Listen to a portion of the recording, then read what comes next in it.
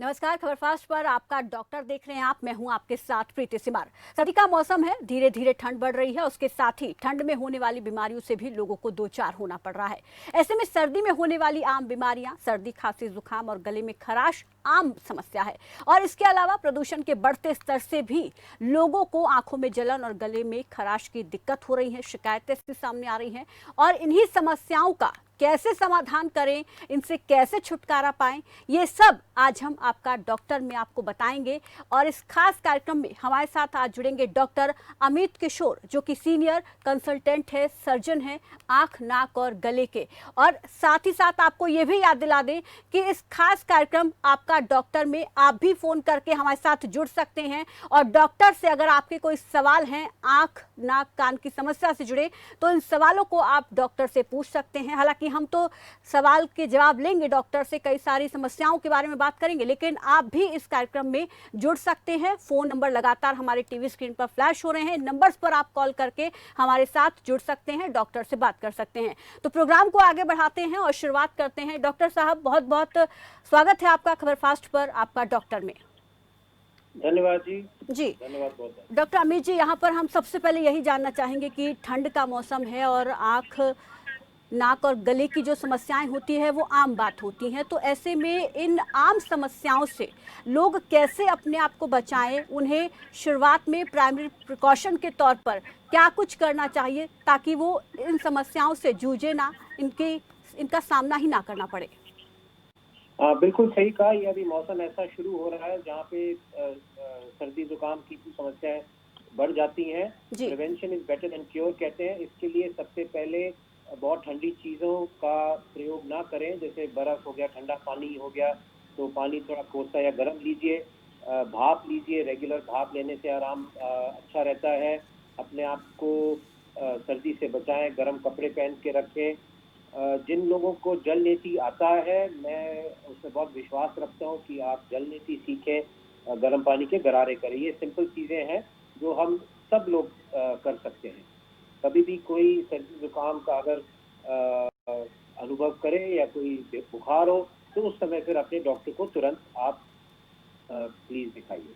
जी, यहाँ पर गरारे करने की बात आपने कही है, तो क्या सिंपल पानी को गर्म करके ही करें या उसमें कुछ ऐड ऑन करना होगा? सिंपल गर्म पानी में थोड़ा नमक डाल के गरारे सबसे सिंपल साधारण तरीका है। उसमें जरूरी नहीं है कि आपने कोई दवाई डालनी है। जी, यहाँ पर हम शुरुआत करेंगे, एक एक समस्या की बात करेंगे। तो आंखों की बात करते हैं। कोरोना काल चल रहा है, ऐसे में सारी चीज़ें बंद है, खासतौर पर स्कूल बंद हैं, तो बच्चे ऑनलाइन क्लासेस ले रहे हैं। और अक्सर हम देखते हैं कि सोशल मीडिया का ज़माना है, ज़्यादातर लोग सोशल प्लेटफॉर्म को यूज़ करते हैं, फ़ोन, मोबाइल, इंटरनेट पर हमेशा रहते हैं। तो ऐसे में आँखों पर बहुत ज़्यादा फ़र्क पड़ता है और इस वक्त बच्चों पर कहीं ना कहीं इसका बहुत असर पड़ रहा है, उनकी आँखों की रोशनी पर भी फ़र्क पड़ रहा है। तो इससे क्या, कैसे बच सकते हैं? और अक्सर हम देखते हैं कि कुछ कई सारी दिक्कतें होती है जिन्हें हम इग्नोर कर देते हैं, ध्यान नहीं देते हैं और आगे चलकर वो बड़ी चीज़ें हो जाती हैं, बड़ी समस्या हो जाती है। तो उनसे हम कैसे निजात पाए और वो लक्षण क्या है, वो विस्तार से जानना चाहेंगे। हाँ जी, बिल्कुल बिल्कुल सही कहा। ये अब एक असमंजस हो गया हम सब के लिए, क्योंकि कोरोना के होते हुए ऑनलाइन क्लासें हो गई हैं और वैसे भी आदत सबकी बढ़ गई है फोन और लैपटॉप और ये टैबलेट वगैरह पे देखना। तो उसके लिए बहुत ज़रूरी है कि देखिए, जो ज़रूरी काम है हमारा, चाहे बच्चों का स्कूल हो या बड़ों का काम हो, तो वो हमने काम करना है। तो उसमें जो हमारे बेसिक काम है, जो बिल्कुल ज़रूरी है, वो आप ज़रूर करिए। कोशिश करिए कि आप बड़े स्क्रीन पे देखें। जितनी छोटी स्क्रीन होगी, जैसे मोबाइल की स्क्रीन पे आई पे जोर या स्ट्रेन ज़्यादा पड़ता है, ये पहली बात है। आपने ये देखना है कि ज़्यादा ग्लेयर ना हो, बहुत रोशनी ना हो आपके लैपटॉप के स्क्रीन पे, तो वो उसको कम करिए। दूसरी बात, जब भी आप अपना काम में अगर आपको ब्रेक मिलता है, तो आप अपने आंखों को रेस्ट दीजिए। ये नहीं कि हमने अब काम कर दिया फिर हमने मोबाइल जाके अपना सोशल मीडिया देखा या हमने चैट करने लगे। तो आंखों को थोड़ा रेस्ट देना बहुत बहुत ज़रूरी है। ये दूसरी बात है। आप धूप में जाते हैं तो आप सन ग्लास या टिंटेड ग्लास पहनिए, ताकि आंखों को थोड़ा आराम मिले। सिंपल, अगर आंख में कभी भी आप देखते हुए, काम करते हुए कोई आपको सिर दर्द हो या आंखों पे स्ट्रेन पड़े, तो उस समय आपको अपना काम बंद कर लेना चाहिए, रेस्ट कर लेना चाहिए, क्योंकि ये लक्षण है कि आई स्ट्रेन का लक्षण है। हो सकता है आंखों पे जोर पड़ रहा हो आपके, तो वो आपको एकदम से आंखों पे रेस्ट आपको दे देना चाहिए। तो ये सिंपल चीजें हैं। एंड हम ये भी रेकमेंड करेंगे कि हर 6 महीने में एक दफा या साल में एक दफा आंखों का टेस्ट जरूर कराइए, क्योंकि अगर हल्का फुल्का कोई आंखों में दिक्कत आ रही है देखने में, तो शुरुआत में पता नहीं चलता है और उससे आई स्ट्रेन बढ़ जाता है। तो उसमें हो सकता है कि आपको चश्मों की जरूरत हो। तो अपना रेगुलर आई चेक, जैसे हम दांतों का चेक कराते हैं, बाकी चेक कराते हैं, तो 6 महीने साल में एक बार प्लीज अपने आंखों का भी चेक कराते रहिए। जी, जिस तरीके से आपने कहा कि अगर हम लगातार लैपटॉप, कंप्यूटर पर काम कर रहे हैं तो हमें अपने आप को रेस्ट देना चाहिए, तो कितने-कितने समय का रेस्ट हमें देना चाहिए? और एक बात आप कह रहे हैं कि आँखों में जो दर्द होता है कहीं न कहीं वो आगे कारण बन जाता है आँख कमज़ोर होने का। क्या ये शुरुआती लक्षण इसे कहा जा सकता है कि आँख में दर्द होना? हालाँकि अक्सर ये देखा जाता है कि कुछ समय के लिए दर्द हुआ फिर ठीक हो जाता है, लेकिन लोग इसको इग्नोर करते हैं कि हाँ, ठीक हो गया है। हाँ जी, तो जो लक्षण है, देखिए, एक तो दर्द का लक्षण है, जी, दूसरा धुंधला दिखने लग जाता है। जी, तो क्या होता है ना, शुरुआत में अगर हमारी आंखें कमजोर हो, तो हम जो मसल्स हैं, जी, मांसपेशियां हैं, वो थोड़ा जोर लगा के मैनेज कर लेती हैं। जी, तो वो उसका लक्षण है दर्द। जी, बट हम, जैसे आपने सही बताया, वो मसल्स जो है वो कोप कर लेती हैं और हम मैनेज कर लेते हैं। जी, बट अगर हमने आंखों का चेक कराया तो उसमें निकल सकता है कि हाँ, आंखों की जो जो पावर है वो बदलाव आ रहा है। तो उसको इग्नोर नहीं करिए आप। अगर ऐसे होता है, बार बार होता है, तो दिखाइए। दर्द के बहुत सारे कारण भी हो सकते हैं, स्ट्रेस, सिर दर्द, बहुत सारे कारण हो सकते हैं, साइनस भी हो सकता है। जी। बट ये एक लक्षण है जो उसको आप इग्नोर ना करें। जी, तो यहाँ पर एक और अहम चीज़ जानना चाहेंगे, तो बच्चों के लिए हो गया और कुछ लोग ऐते हैं ऐसे होते हैं जो कि पहले से ही स्पेक्स लगा रहे होते हैं, उनकी आँखें पहले ही कमज़ोर हो रही होती हैं। तो अगर उनको और किस तरीके की दिक्कत हो सकती है ताकि वो ये पहचान सकें कि हमें नंबर हमारा बढ़ गया है, हम इसको चेक कराएँ या बदलवाएँ, तो उसके लिए क्या कुछ सिम्पटम्स दिखाई देते हैं और किस तरीके से लोग उसे पहचानें? उसमें वही एक चीज है, एक तो आई स्ट्रेन, तो हेडेक हो सकता है, आई में दर्द हो सकता है, ऑफकोर्स धुंधला दिखने लग जाता है, जोर लगाना पड़ता है, छोटी छोटी चीजें नहीं दिखती हैं, कभी कभी चक्कर सा फीलिंग हो जाता है। जी, जैसे आप चल रहे हैं, सीढ़ियों में चल रहे हैं, ऊपर चढ़ रहे हैं, तो थोड़ा बैलेंस बिगड़ जाता है, या आपको लगता है कि जमीन की जो क्लैरिटी है वो थोड़ी ठीक नहीं हो रही है। तो ये सब चीजें सजेस्टिव है कि हो सकता है कि आपके आंखों का नंबर बदल रहा हो। और अगर जी, आप स्पेक्टिकल पहन रहे हैं, तो फिर तो बहुत ही जरूरी है कि 6 महीने में एक दफा आप अपनी आंखों का और अपने स्पेक्टिकल्स का चेक कराइए। कई बार आपके नंबर नहीं बदलता है, बट जो लेंस है वो उसमें स्क्रैच पड़ जाते हैं, उसमें दिक्कत आती है, तो उसी वजह से भी आपकी जो देखने की क्षमता है वो बिगड़ जाती है। तो अपने अपने ग्लासेस का भी रेगुलर चेक कराते रहिए। जी। आँखों से जुड़ी एक मोतियाबिंद बहुत आम समस्या है जो कि बुज़ुर्गों में ज़्यादातर हम देखते हैं कि ये होता है और वो लोग इसका इलाज भी करवाते हैं, अपनी आँख बनवाते भी हैं, लेकिन उसके बाद कहीं न कहीं उसको ध्यान रखना होता है बहुत सारी चीज़ों को, वो नहीं दे पाते हैं। तो इसके बारे में भी आपसे जानना चाहेंगे? तो नहीं, देखिए, मोतियाबिंद बहुत कॉमन कंडीशन है। उसकी शुरुआत में तो चश्मों से मैनेज किया जाता है, बाद में सर्जरी की जाती है। बट अगर अगर आप सही तरीके से इसकी सर्जरी कराएं और उसी दौरान जो अच्छे क्वालिटी के लेंस लगवाएंगे आंखों में, तो उससे सर्जरी के बाद भी आपको अच्छा दिखाई देगा। कभी कभी सर्जरी के बाद भी आपको चश्मे लगाने की जरूरत पड़ती है। जी। बट उसका सही इलाज ये है कि मोतियाबिंद के सर्जरी के साथ साथ आप आंख के अंदर लेंस अच्छी क्वालिटी का लगाइए, ताकि वो जो लेंस, अपने आंख का लेंस का काम है, वो आर्टिफिशियल लेंस करे। जी, तो यहाँ पर आपने तो बेटर ऑप्शन बता दिया है जिनको मोतियाबिंद है, जिन्होंने अपनी आँख बनवाई है। लेकिन जो आम लोग हैं जिनकी आईसाइट वीक है, वो स्पेक्स यूज़ करते हैं, तो क्या वो भी लेंस का इस्तेमाल कर सकते हैं? अगर हम डॉक्टर की माने तो बेस्ट क्या है, लेंस या स्पेक्स? देखिए, हर हर शख्स को, हर पेशेंट को इंडिविजुअली देखा जाना चाहिए। डेफिनेटली नॉर्मल स्पेक्टिकल्स के लिए भी सर्जरी होती है, उसमें लेंस की सर्जरी नहीं होती। एक तो हो गया स्पेक्टिकल, दूसरा हो गया कॉन्टैक्ट लेंस, जी, और तीसरा हो गया लेजर सर्जरी। जी, तो बट वो बहुत ध्यान से डिसीजन बनाना चाहिए कि किस पेशेंट में लेजर सर्जरी सक्सेसफुल होगा या नहीं होगा पावर के ऊपर डिपेंड करता है, आंख की शेप पे डिपेंड करता है। ये जरूरी नहीं है कि हर स्पेक्स वाले शख्स को लेजर सर्जरी कामयाब होगा, ये पहली बात। जी यहाँ तक कि कॉन्टैक्ट लेंस का सवाल है, ये भी एक ऑप्शन है, पर उसमें कॉन्टैक्ट लेंस का ध्यान बहुत रखना पड़ता है, उसमें सफाई का बहुत ध्यान रखना पड़ता है। अगर हमने अपने लेंसेज का ध्यान नहीं रखा या हाथ साफ नहीं रखे जब हमने लेंस बदले हैं, तो उसमें आंख में इन्फेक्शन होने की संभावना बहुत रहती है। तो उस पॉइंट ऑफ व्यू से, सेफ्टी पॉइंट ऑफ व्यू से सबसे सेफ तो स्पेक्टिकल्स है, बिकॉज उसमें आंख पे प्रभाव नहीं पड़ता है। बट चाहे आप कॉन्टैक्ट लेंस लगाएं या सर्जरी कराएं, वो इसलिए कि हम स्पेक्स नहीं पहने, कॉस्मेटिक रीजन ज्यादा होता है, बट वो सोच समझ के कराना है। जरूरी नहीं है कि हर शख्स को वो सूटेबल रहेगा।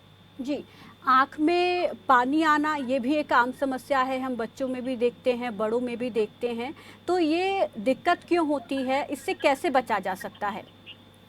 देखिए, आंखों में पानी आने के बहुत सारे कारण हो सकते हैं। सबसे पहले प्रदूषण और गंदगी की वजह से होता है, तो उसके लिए अपने मुंह से धुलाई करना, पानी से आंख साफ करना, ये बहुत सिंपल सी चीजें हैं। छोटे बच्चों में कई बार जो जी, डॉक्टर साहब यहाँ पर आपको रोकना चाहूँगी। एक दिल्ली से हमारे साथ कॉलर जुड़ गए हैं। जी, नमस्कार, पूछिए अपना सवाल। हाँ जी मैडम नमस्कार, और डॉक्टर साहब को भी मेरा नमस्कार। जी, डॉक्टर साहब से मेरा सवाल ये है कि डॉक्टर साहब मेरे को ना स्मेल नहीं आती, लगभग 1-1.5 साल हो गए, 2 साल हो गए। तो मुझे क्या करना चाहिए, किस तरीके का ट्रीटमेंट लेना चाहिए, या कुछ आप मेरे को सोल्यूशन बताइए इसका। सॉरी, मैंने सुना नहीं, किस चीज की? डॉक्टर साहब मेरे को स्मेल नहीं आती, बहुत हार्ड होती है, वो भी कभी कभी आ जाती है, नहीं तो नॉर्मली आती नहीं है स्मेल मेरे को।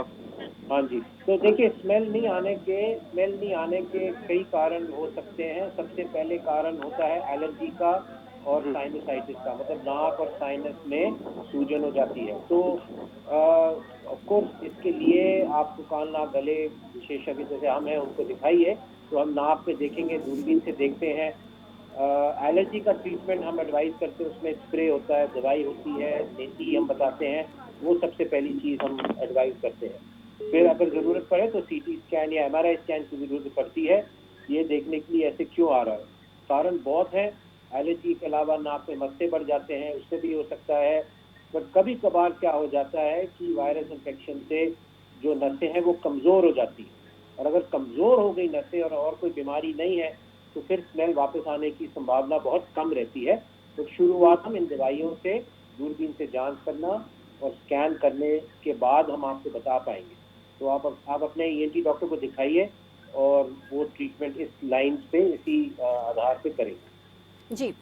इस बीच शुक्रिया राजू हमारे साथ जुड़ने के लिए। इस बीच यहाँ पर एक और हिमाचल से दर्शक हमारे साथ जुड़ गए हैं, इंद्रजीत सिंह। इंद्रजीत सिंह जी, नमस्कार, स्वागत है आपका खबर फास्ट पर। पूछिए अपना सवाल। हाँ जी, डॉक्टर नमस्कार जी। नमस्कार। हेलो जी, सुन पा रहे हैं डॉक्टर साहब हेलो। आपको? इंद्रजीत जी, डॉक्टर साहब सुन पा रहे हैं आपको, आप अपना सवाल रखिए। हेलो जी, हेलो। हाँ जी, नमस्कार डॉक्टर साहब। नमस्कार, मैं डॉक्टर डलहौजी से बोल रहा हूँ, हिमाचल से। जी, ऐसा है, मेरे को शुगर है, जी, और शुगर के साथ मेरी जो आंखों में जब मैं कुछ जब शुगर फोर की लगती है तो उसमें मेरे को पानी आना शुरू हो जाता है।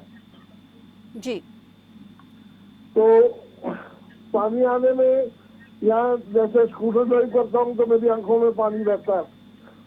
जी, तो खारिश कई बार खारिश से ज्यादा शुरू हो जाती है। इसके लिए मेरे को क्या आप सजेशन करेंगे? देखिए, सबसे बड़ी समस्या आपकी शुगर की है। शुगर, आपको पता है, शुगर शरीर के कई अंगों को का प्रभाव पड़ता है उसके ऊपर। तो आंखों पे भी होगा, रोशनी भी कम हो सकती है, उसमें आंख का प्रेशर भी बढ़ सकता है, आंख में इन्फेक्शन भी हो सकता है। तो हो सकता है कि जब आपका शुगर बढ़ रहा हो तो इन्फेक्शन ज्यादा हो रहा हो, उसको कंजंक्टिवाइटिस कहते हैं।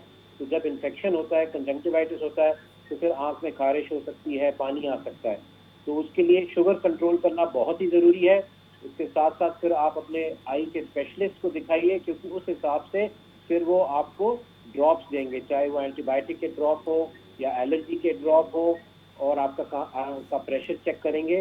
तो ये सब चीजें आप अपने आई स्पेशलिस्ट को दिखाइए, वो बेटर जानेंगे। मैं कान नाक गले का स्पेशलिस्ट हूँ, बट ये बेसिक चीजें मैं आपको बता सकता हूँ। जी शुक्रिया इंद्रजीत जी हमारे साथ जुड़ने के लिए। और इस बीच हमारे साथ यहाँ पर सोनीपत से एक दर्शक जुड़ गई हैं अनीता। अनीता जी नमस्कार, स्वागत है आपका आपका डॉक्टर में, पूछिए अपना सवाल। नमस्कार मैडम। जी नमस्कार। डॉक्टर साहब। नमस्कार। एक्चुअली डॉक्टर साहब, मेरी जो लेफ्ट साइड की आईज है उसके ऊपर जो है पेन रहता है हर वक्त, और 4 साल से है ये पेन। और मैंने उसका ट्रीटमेंट दिखा भी लिया, ईएनटी को भी दिखा लिया और आई स्पेशलिस्ट को भी दिखा लिया। 6/6 जो है मेरी आई साइट है, कोई प्रॉब्लम नहीं मिल रही, ये पता डायग्नोज नहीं हो पा रहा। ठीक है, तो हाँ, तो आपने सही बोला, आईज को दिखा दिया, ईएनटी को दिखा दिया, और तीसरा होता है न्यूरोलॉजी, क्योंकि इस टाइप के पेन के 3 कारण हो सकते हैं आई के अलावा। नोज और साइनस का पेन हो सकता है, तो उसमें ईएनटी स्पेशलिस्ट दूरबीन से देखें, एमआरआई कराएं, सीटी स्कैन कराएं। और अगर एमआरआई साइनस की नॉर्मल है, समस्या नहीं है, नॉर्मल है, सीटी भी नॉर्मल है। नॉर्मल है, वेरी गुड। इसका मतलब साइनसाइटिस की प्रॉब्लम नहीं है, तो इसको फिर हम न्यूरैल्जिक पेन समझेंगे, क्योंकि नसों का दर्द होगा। तो न्यूरैल्जिक पेन के लिए फिर हम न्यूरोलॉजिस्ट की सहायता लेंगे और न्यूरोलॉजी की दवाइयों से इसको कंट्रोल करने की कोशिश करेंगे। लगता है ये न्यूरैल्जिया होगा, तो न्यूरोलॉजिस्ट को प्लीज दिखाइए। जी शुक्रिया अनीता जी हमारे साथ जुड़ने के लिए। इस तमाम आपने जो सवाल पूछा उसका उम्मीद करते हैं कि आपको जवाब मिला होगा। इस बीच हमारे साथ यहाँ पर हिसार से एक दर्शक और जुड़ गए हैं, सुखवीर सिंह जी। सुखवीर जी पूछिए अपना सवाल। सुखवीर जी हमारी आवाज मिल रही है आपको? सुखवीर जी सुन पा रहे हैं आप हमें?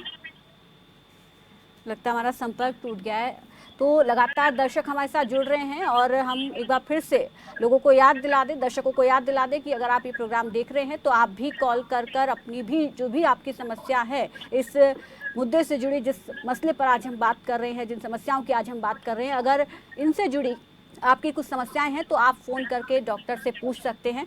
डॉक्टर साहब यहाँ पर हम बात कर रहे थे, लक्षणों की बात कर रहे थे कि आँख में आखिर पानी क्यों आता है, इसकी वजह क्या है और इसका समाधान क्या है, इस प्रॉब्लम से कैसे छुटकारा मिल सकता है? देखिए, बहुत सारे, जैसे हम कह रहे थे, कई कारण हो सकते हैं। सबसे बाद शुरुआत जो हमने बात की है, पोल्यूशन, प्रदूषण की बात की है, इरिटेशन होती है, तो आंखों को धोइए, सिंपल ड्रॉप्स कान में डाल सकते हैं जिससे आंखें अपनी साफ रहे। दूसरा कारण हो सकता है इन्फेक्शन, जिसको कंजंक्टिवाइटिस कहते हैं। तो उसमें आंख लाल भी हो जाती है, उसमें खारिश भी होती है, कभी कभी दर्द भी होता है। तो इस स्थिति में ऑफकोर्स अपने आंख वाले डॉक्टर को दिखाइए, बिकॉज उसके अनुसार आपको ड्रॉप्स दिए जाएंगे, चाहे एंटीबायोटिक ड्रॉप हो, एंटीवायरल ड्रॉप हो या एंटी एलर्जिक ड्रॉप हो। ये दूसरा कारण हो सकता है।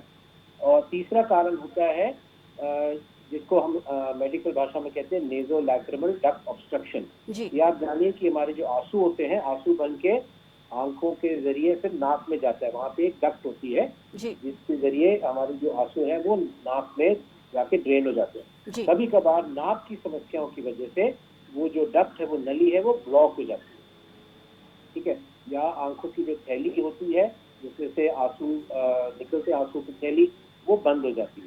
उस वजह से हमारे आंसू बनते हैं बट ड्रेन नहीं हो रहा है, तो आंखों में पानी आ जाता है। तो उस स्थिति में आंख करे वाले डॉक्टर फिर हमारे पास, ईएनटी डॉक्टर हमारे पास भेजते हैं मरीज को, और फिर हम दूरबीन डाल के देखते हैं।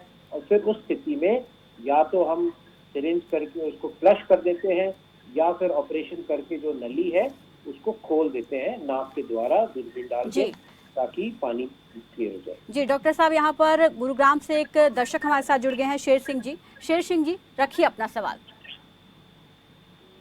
हाँ जी डॉक्टर नमस्कार। जी नमस्कार। अभी मैंने आंख बनवाई थी 6 साल पहले, और अब बहुत कम दिखता है, और दाईं आंख में दर्द भी रहता है।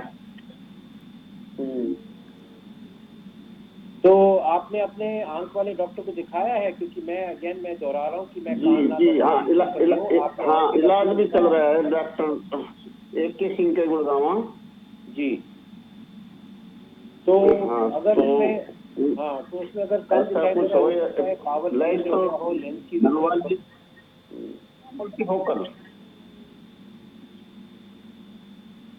मल्टीफोकल लेंस डलवाए थे जी, तो लेंस डलवाए तो हो सकता है कि जैसे मसल कमजोर हो जाते हैं तो लेंस या तो चेंज करना पड़ेगा या ऊपर से चश्मे आपको लगाने पड़ेंगे।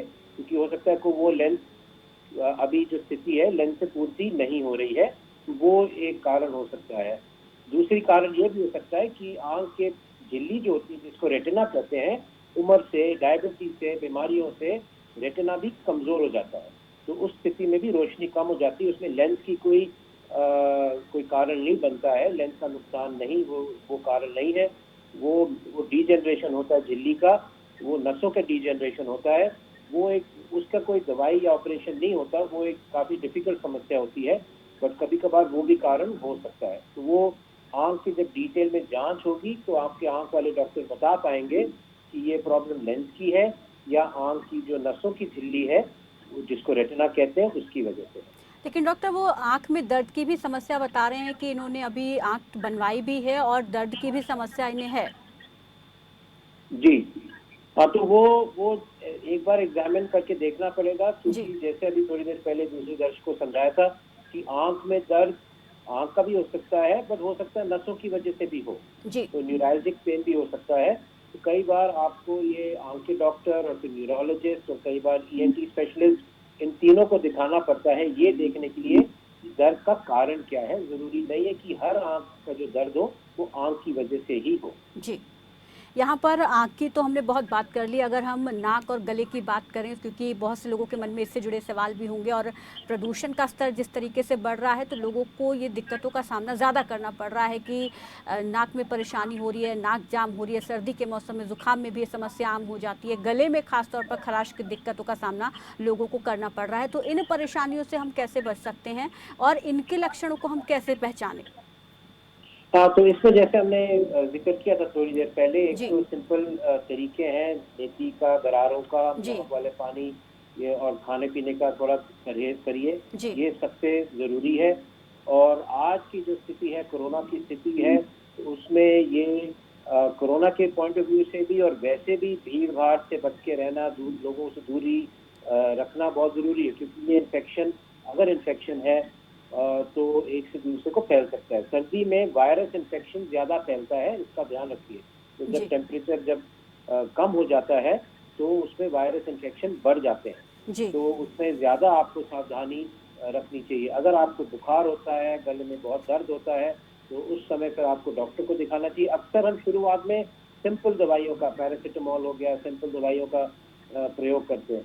हमेशा एंटीबायोटिक की जरूरत नहीं रहती, ये प्लीज मैं बताना चाहूंगा, क्योंकि अक्सर क्या होता है कि हमारा गला दर्द होता है, कुछ होता है, हम केमिस्ट के पास चले जाते हैं या घर में पड़ी कोई दवाई एंटीबायोटिक ले लिया, तो वो आप प्लीज ना करिए, क्योंकि अक्सर ये वायरल इन्फेक्शन होता है। वायरल में एंटीबायोटिक की जरूरत नहीं होती है।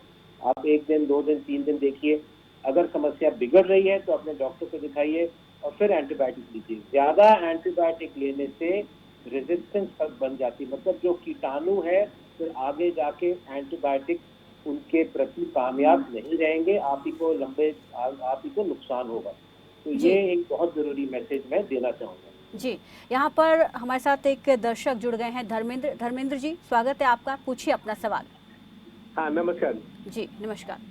अच्छा, मेरी बेटी है, वो 21 साल की है जी। तो उसके गले में दर्द हो रहा है कल से, वो जैसे नस नहीं चढ़ती है, नस चढ़ती है, जैसे इस तरह का दर्द। जी। तो देखो, गले के दर्द तो बहुत कारण हो सकते हैं सर। तो हमने बात की है वायरल इन्फेक्शन का, बैक्टीरियल इन्फेक्शन का। तो बुखार अगर है तो वो उसका, अगर बुखार भी है तो इन्फेक्शन हो सकता है। हाँ, तो इसको क्या करना चाहिए? हाँ, तो उसमें देखिए, शुरुआत में तो आप गरारे करें और सिंपल पैरासीटामोल जो दवाई आती है वो दीजिए दर्द के लिए। एसिडिटी जो होती है, पेट की एसिडिटी, वो भी एक बहुत कॉमन कारण है गले के दर्द के लिए। तो अगर हमारे पेट में कोई समस्या है, जलन है, खट्टा डकार आता है, तो उसके लिए भी फिर हमें दवाई लेनी चाहिए ताकि एसिडिटी कंट्रोल में आ जाए। ये काफी कॉमन कारण होता है। तो शुरुआत में तो ये सिंपल चीजें हैं। अगर बुखार बढ़ता है, गले का दर्द बढ़ता है, फिर आप अपने डॉक्टर को दिखाइए और फिर वो डॉक्टर आपके डिसाइड करेंगे कि आपकी बेटी को एंटीबायोटिक की जरूरत है कि नहीं। शुरुआत में गरारे, पैरासीटामोल और खाने पीने का परहेज, तला मसाला, मिर्ची, ये सब चीजें अभी नहीं दीजिए। सॉफ्ट चीजें दीजिए और ठंडी चीजें। जी, इस बीच यहाँ पर हमारे साथ मोहित भी जुड़ गए हैं कुरुक्षेत्र से। मोहित जी, स्वागत है आपका, पूछिए अपना सवाल। हाँ जी। जी। मोहित जी पूछिए अपना सवाल। तो मैम मेरी एक आंख से बहुत कम दिखाई देता है। जी तो उसके लिए तो आपको दिखाना पड़ेगा मंजीत जी, सर, डॉक्टर को दिखाना पड़ेगा देखने के लिए कि कारण क्या है। सर, बहुत मेरी बहुत एक सारे आंख- कारण हो सकते हैं। मेरी एक आंख से बहुत कम दिखाई देता है, लेफ्ट आई से। हाँ, जी। मैं समझ गया हूँ, बट जब तक कि कोई डॉक्टर जांच नहीं करेंगे तो वो बता नहीं पाएंगे, या मैं भी नहीं आपको बता पाऊंगा कि कारण क्या है। तो आईज का जांच करना बहुत जरूरी है, जिससे पता चले कि आंख के किस हिस्से में समस्या है जिसकी वजह से आपको कम दिखाई दे रहा है। ऐसे बिना देखे कहना बहुत ही मैंने कठिन है। जी मोहित जी बोलिए, आपने क्या इससे पहले अपनी आंखों का टेस्ट करवाया है कभी? हाँ जी सर, 3-4 हॉस्पिटल में करवाया हुआ है मैंने। जी तो उन्होंने क्या बताया? उन्होंने बताया या तो जन्म से ही है, पर मुझे लगता, क्योंकि मेरा भी 1 साल से ये दिक्कत दे रही है ये। तो जब तक कि मेडिकल कंडीशन हम डिटेल में नहीं जानेंगे मोहित जी, मैं आपको बता नहीं पाऊंगा कि क्या है, तो समझना पड़ेगा। तो ऐसे बिना समझे बहुत बहुत कठिन है मेरे लिए आपको बताना कि क्या करना चाहिए। जी बिल्कुल मोहित जी, आप डॉक्टर को दिखाइए, डॉक्टर से सलाह लीजिए, क्या कुछ वो आपको कह रहे हैं उसको आप फॉलो कीजिए। बहुत बहुत शुक्रिया सभी दर्शकों का हमारे साथ इस प्रोग्राम में जुड़ने के लिए, कॉल करने के लिए। बहुत बहुत शुक्रिया डॉक्टर अमित किशोर जी आपका भी हमारे साथ जुड़ने के लिए और दर्शकों की परेशानियों का हल करने के लिए। तो आज के लिए आपका डॉक्टर में बस इतना ही। कल फिर हाजिर होंगे किसी और नई प्रॉब्लम के साथ। उस दौरान भी आप फ़ोन करके हमारे साथ जुड़ सकते हैं। लेकिन तमाम बड़ी खबरों के लिए आप देखते रहिए खबर फास्ट। नमस्कार।